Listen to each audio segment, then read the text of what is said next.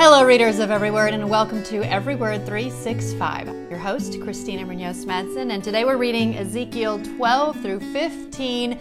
My heart is bursting with joy today after hearing from so many of you that are still with us.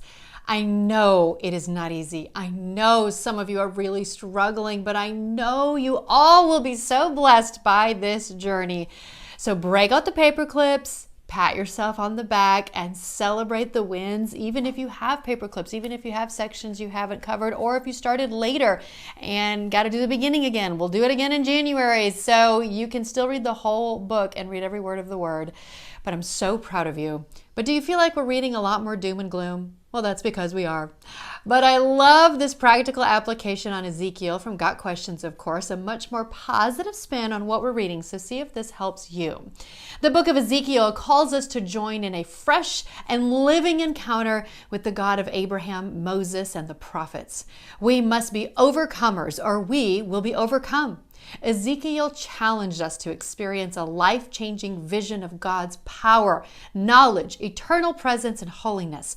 To let God direct us, to comprehend the depth of and commitment to evil that lodges in each human heart, to recognize that God holds his servants responsible for warning wicked men of their peril, to experience a living relationship with Jesus Christ, who said that the new covenant is to be found in his blood. Again, that's from Got Questions, and I just think it is so good. And here's a line from our daily walk, which is our daily devotional in our Bible. Are you a fruit-bearing or fruitless vine? That's one of those moments that just makes me go, oh, I need to check myself, self-awareness, and look at the fruit. Am I bearing fruit or am I being fruitless?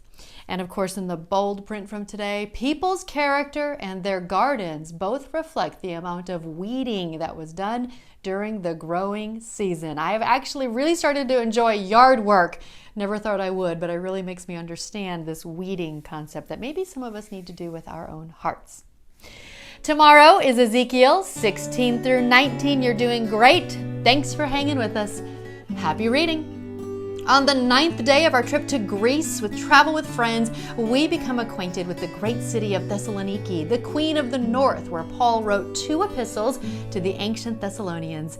Built by King Cassandros and named after the sister of Alexander the Great, the city flourished under the Byzantine Empire, and its most important buildings date from those days. We'll visit the Byzantine Museum and the site where it is believed to be the location where Jason's house once stood and where Paul was accommodated during his visit to Thessaloniki. We continue to Berea, where we visit the monument dedicated to Paul. We see the Bema, where he stood and preached to the people there.